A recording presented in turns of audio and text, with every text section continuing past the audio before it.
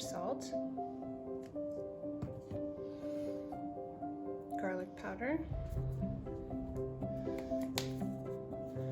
onion powder, cumin,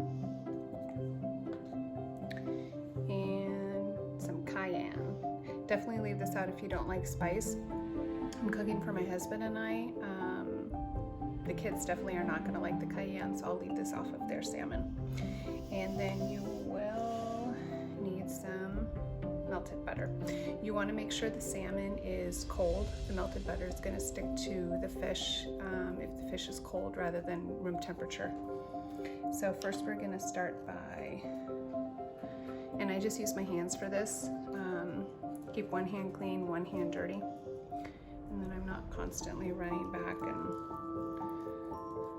washing my hands after everything that I touched. So you can kind of see how, since my fish is cold, the butter's going to solidify once I rub it in a little bit.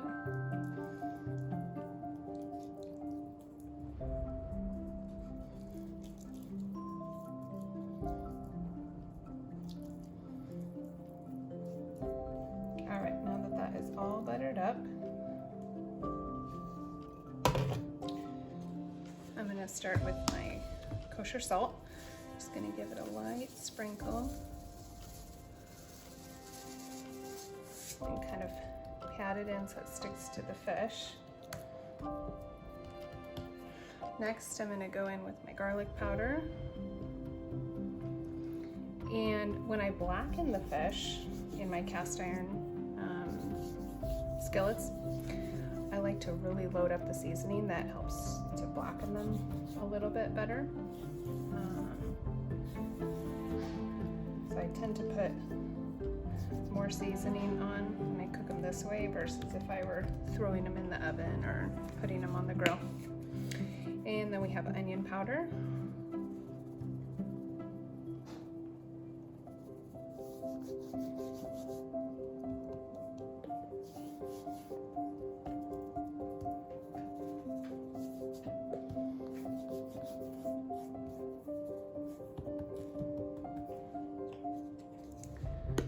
A bit of cumin. This is definitely a preference whether you want the cumin. I've done it both ways. I like the taste of cumin, so I prefer to have it on, but it tastes great without the cumin as well. And then, let's see, I'll probably leave this piece for my kids, so I'm only going to put the cayenne on these two.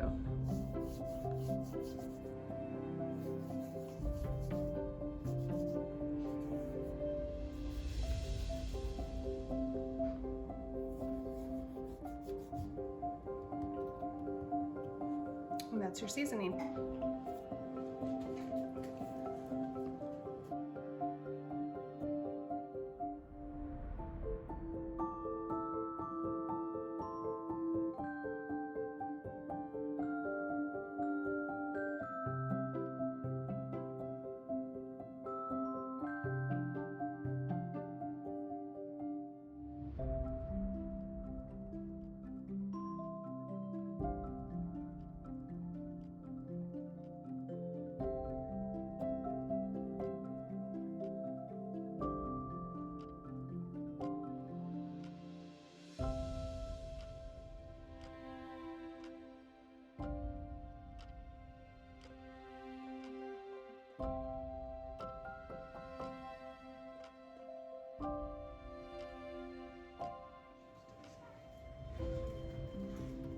All right, so cast iron, you want to make sure your pans are nice and hot. For these, you can either add avocado, olive oil, or butter. Actually, you know what? I'm not even going to season these because my pans are already pre-seasoned pretty well. So I'm going to throw my fish on here, skin side up.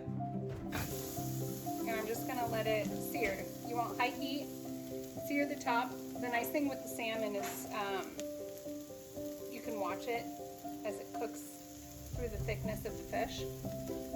So it's pretty easy to tell. Once it's cooked halfway through, you're gonna flip it skin side down and finish cooking it. Let's see.